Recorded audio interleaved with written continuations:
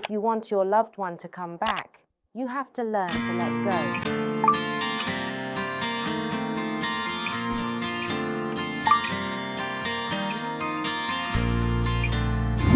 Beyond the mind, the highest frequency energy that you too can possess.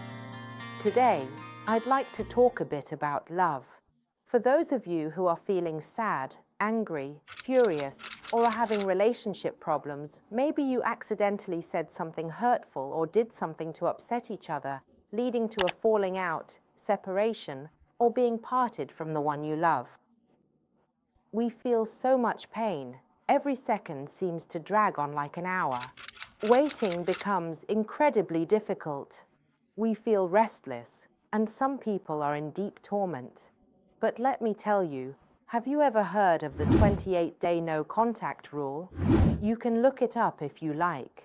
They say that if you don't contact your partner for 28 days, there's a 99% chance that your partner will come back to you. Or at the very least, they'll get in touch, because it's human instinct to wonder, where's that person gone? But sometimes, we just can't wait. After 3 days, you start to feel like calling them. You get anxious, thinking they definitely won't come back. Human thoughts spiral, and in the end, you message them. The more they don't reply, the more you message.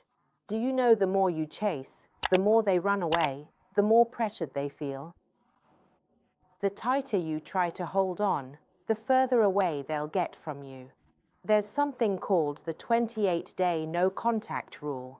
Now, let me briefly explain. When we're feeling distressed, our brain becomes anxious. The amygdala, which is a gland in the brain, an organ inside the brain, starts to work in the fight or flight mode. That means, when our brain is under stress and cortisol is released, the amygdala kicks in, and anything that startles or shocks us will have an impact. The brain tells you whether to fight or flee. Some run away, but then miss the other person, feel restless, and when they return, can't find them because their things are gone. This makes them more anxious. Or, in the fight case, you haven't broken up yet, but after a small argument, you keep fighting, clashing, until things fall apart. Nothing good comes from this. It doesn't bring anything positive. But once it's happened, just let it happen. Don't blame yourself or dwell on thoughts you shouldn't have done this or that. Let it serve as a lesson that, in the future, this kind of thing isn't good. You need to be more composed and patient to maintain the relationship. But everything happens because we're only human. So, the best thing is, if today your partner runs away or leaves you, try to stay still. Let go a little, instead of holding on too tightly.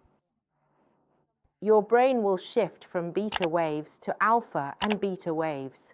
If you're still in the alpha state, it means you'll become gentler, more at ease, more mindful, and more relaxed. If you trust in God to the extent that your brain waves shift from alpha to theta, that means your mind is being healed.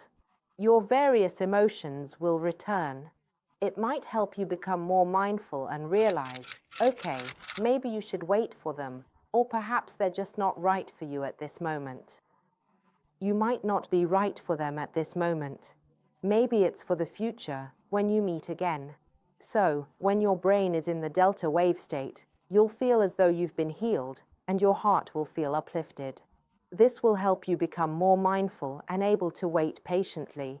But even better is tuning your brain waves to align with God.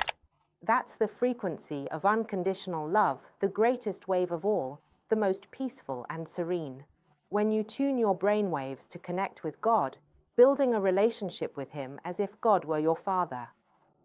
He is the greatest power of love, and a real being whom you cannot see. You might not be able to touch Him, but He truly exists and possesses power, miracles, and countless wonders. Whenever you tune your mind to God, you will begin to trust, to be still, and to find peace. You yourself will start to be able to wait.